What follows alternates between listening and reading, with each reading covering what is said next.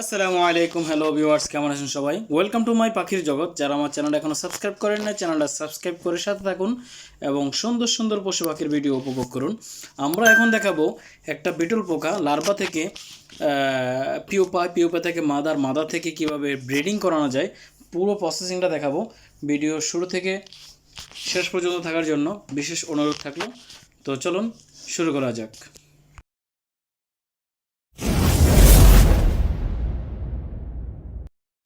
আসসালামু আলাইকুম, hello viewers, কেমন আছেন সবাই?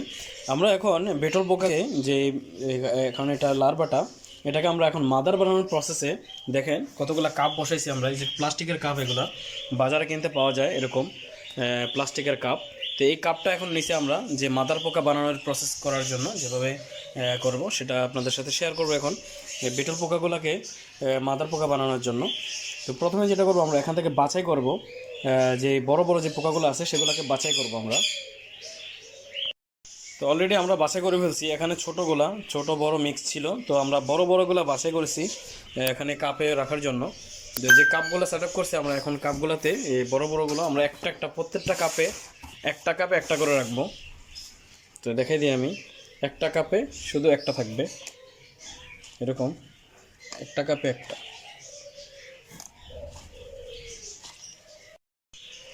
তো দেখেন আমরা অলরেডি মাদার হওয়ার জন্য বক্সে দিয়ে দিছি। ওগুলো হচ্ছে একটা কাপ, প্রত্যেকটা কাপে একটা করে দিছি, কারণ দুইটা দিলে কিছুদিন এগুলোকে এখন খাওয়া দাওয়া হবে না। যখন খানা না খাবে আস্তে আস্তে দুর্বল হবে। দুর্বল হওয়ার পরে এগুলো থেকে পিওপা তৈরি হবে। তো এখন যখন দুর্বল হয়ে যাবে, দুইটা একসাথে দিলে কী হবে, যেটা দুর্বল আগে হবে ওই যেটা একটু সবল থাকবে ওই দুর্বলটাকে খেয়ে ফেলবে। তো সেই জন্য এগুলো একটা কাপে শুধু একটাই দেওয়া নিয়ম, দুইটা দেওয়া যাবে না। তো এটা হচ্ছে একটা সেট আপ। তো এটার উপরে আমরা আরেকটা সেট আপ রাখি, এটা হচ্ছে আরেকটা কার্টুন। এই কার্টুনটা এটার উপরে দিয়ে দিলাম। আমাদের ট্রে ছিল একটা, আমরা ট্রে আরও আনবো যখন আরও বেশি হবে আমাদের।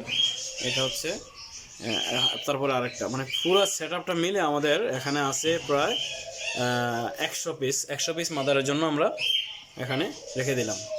তো ইনশাল্লাহ এটা থেকে পিওপা হবে, আপনাদের সাথে শেয়ার করব পিওপা। এই যে দেখেন, এটা কিন্তু পিওপা হয়ে গেছে। এই যে এগুলো বাঁকা হয়েছে, এই বাঁকাটা কিন্তু আজকালের মধ্যেই পিওপা হয়ে যাবে। প্রথমে সোজা থাকে, এই যে যেগুলো সোজা আছে এখনও নড়াচড়া করতেছে, এগুলো কিন্তু কিছু সময় লাগবে আরও। যেগুলো এই যে পিওপা হয়ে গেছে, এই যেটা বাঁকা হয়েছে, এই যে দেখেন এই বাঁকা হয় যেগুলো, এই বাঁকা হওয়ার পরে এগুলো থেকে ফেটে কিন্তু এই পিওপাটা বের হয়। এই যে পিওপা বের হয়েছে, এটা কিন্তু দেখা যায় মরা, কিন্তু মরা না, কিন্তু এটা জেতা, এই যে এটা জীবিত। এটা এই যে এগুলা পিওপা। এই সেটআপের মধ্যে কটা হয়েছে, 5-6টা হয়েছে। এখানেও হয়েছে, এই যে পিওপা হয়েছে, এটা পিওপা। এই যে এটা লাল হইতেছে, এটা থেকে পোকা হবে। এখন এই পিওপা থেকে কিন্তু পোকা হবে, সেটাও আপনাদেরকে দেখাবো। এই যে পিওপা হয়েছে, যে কটা দিয়েছিলাম আমি 100 পোকা দিয়েছিলাম, 100-র মধ্যে দেখেন কটা হয়েছে পিওপা। যেগুলো বাঁকা হয়েছে এগুলো আজকালের মধ্যে পিওপা হয়ে যাবে, এরকম হয়ে যাবে, এই পোকা বের হবে। তো এই যে দেখেন, যেভাবে বলছিলাম আমরা পোকা থেকে লার্ভা থেকে কীভাবে পিউপা রেডি, দেখেন আমাদের পিউপা রেডি হয়ে গেছে। তো এই পিউপাগুলাই একটু লাল হবে, লাল হয়ে তারপরে এটা থেকে ফেটে আবার পোকা বের হবে। তো এই প্রসেসিংটা কিন্তু ম্যাক্সিমাম প্রায় 18 থেকে 20 দিন লাগে এই প্রসেসিংটা হতে। অনেক সময় একটু 2-4 দিন বেশ কম হয় সিজনের কারণে। গরমের মৌসুমে অনেক সময় ঠান্ডা থাকলে একটু সময় বেশি লাগে, গরমে তাড়াতাড়ি হয়ে যায়, বেশি সময় লাগে না গরমের সিজনে। ঠান্ডা সিজনে একটু সময় লাগে বেশি। তো এইভাবে দেখেন এখন আমাদের এটা পিউপা হয়ে গেছে। এই পিউপা ফেটেই বের হবে মাদার, যে একটু পরেই দেখাবো যেখানে মাদার কীভাবে হয়েছে। এখানে সবগুলো হচ্ছে পিওপাগুলো কিন্তু একসাথে সবগুলো হয় না, একটা দুইটা হয়। তো এগুলো বাছাই করে আমরা একসাথে করছি। এখান থেকে যখন মাদার হবে, মাদারগুলো আবার বাছাই করে ট্রেতে রাখবো বসির মধ্যে।